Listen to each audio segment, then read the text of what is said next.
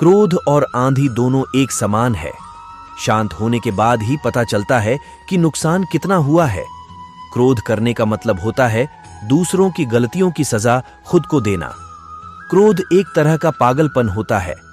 क्रोध हमें उन लोगों से भी दूर कर देता है जो लोग हमें सच में मानते हैं।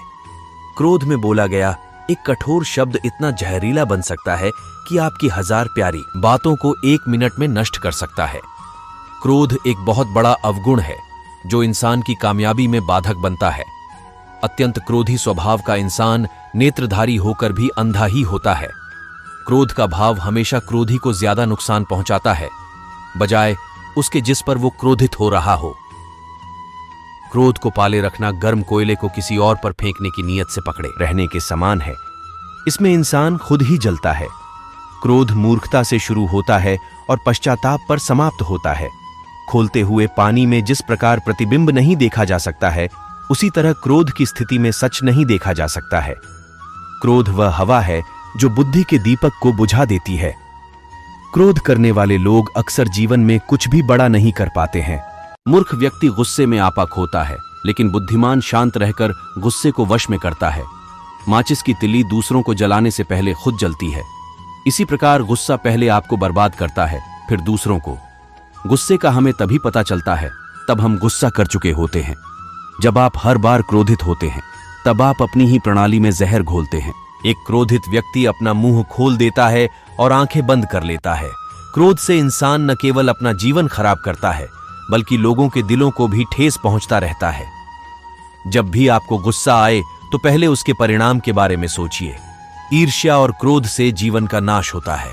अगर आप हमेशा गुस्सा और शिकायत करते हैं तो लोगों के पास आपके लिए समय नहीं होगा। अगर आप अपने गुस्से पर नियंत्रण नहीं रखोगे तो आपका गुस्सा आप पर नियंत्रण रखेगा। जो कुछ भी क्रोध से शुरू होता है वह शर्म पर समाप्त होता है। क्रोध एक स्थिति है जिसमें जीभ मन से अधिक तेजी से काम करती है। तुम अपने गुस्से के लिए दंड नहीं पाओगे, तुम अपने गुस्से के द्वारा दंड पाओगे। क्रोध एक ऐसा श्राप होता है जिसे खुद इंसान अपने आप को देता है। क्रोध पर काबू पाने के लिए हमेशा उसके फल के विषय में सोचना चाहिए। क्रोध के समय व्यक्ति के बोलने की शक्ति तीव्र हो जाती है। ऐसे में वह कुछ भी देखने और सोचने के योग्य नहीं रहता है। अगर आप सही हैं तो आपको गुस्सा होने की जरूरत ही नहीं है, और यदि आप गलत हैं तो आपको गुस्सा होने का कोई हक नहीं है। जो हमेशा गुस्से में रहे उसे छोड़ना जरूरी है। ऐसे मूर्ख इंसान का घमंड तोड़ना जरूरी है। छोटी सी बात पर अधिक गुस्सा करना फायदे का सौदा नहीं है।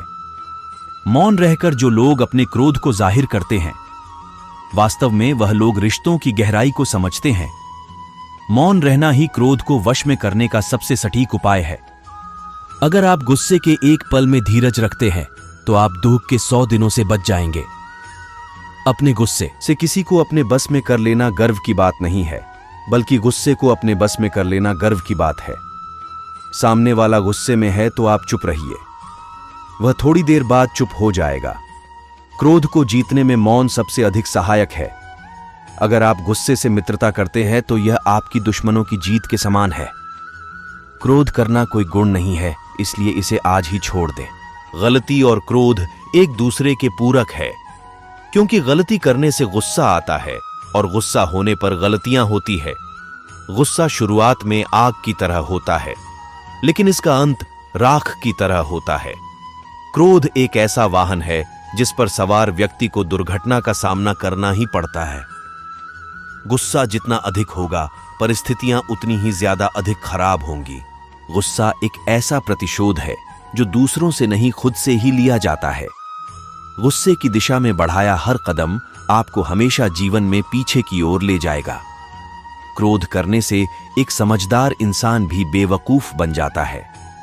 आपकी जीवन को बर्बाद करने के लिए गुस्सा ही काफी है।